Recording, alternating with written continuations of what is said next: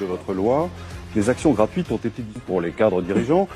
La mesure a eu beaucoup de succès, au point que sur le seul dernier trimestre 2015, après le vote de votre loi, les actions gratuites ont été distribuées aux cadres dirigeants du CAC 40 pour près d'1,5 milliard d'euros.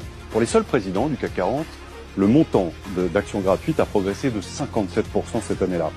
La finalité de l'opération, vous en étiez expliqué à l'époque, c'était d'aider les entreprises naissantes, les start-up. La réalité, c'est que ce sont les dirigeants des groupes bien installés qui en ont profité, dans des largeurs considérables. Un tel cadeau était-il justifié?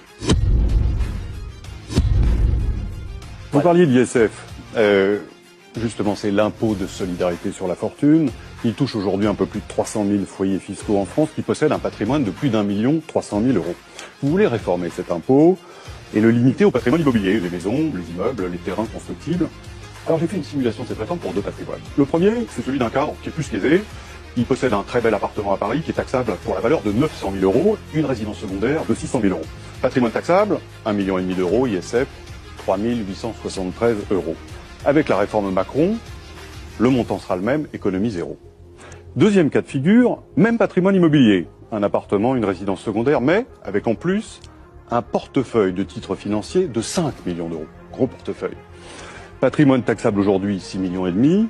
ISF, 53 760 €. Demain, avec Macron, si vous étiez élu, avec la loi Macron sur l'ISF, l'impôt s'effondre littéralement et il tombe à 3 873, économie de 49 887.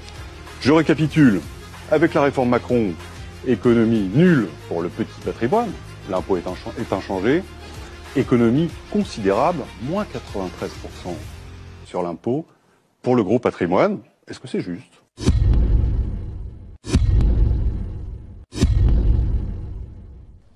Le coût de votre programme, je me suis penché là-dessus en détail pour évaluer le coût de la première année pleine de votre mandat, c'est-à-dire 2018. Il y a d'abord les recettes, ça va assez vite, 21 milliards, un peu plus de hausse de la CSG,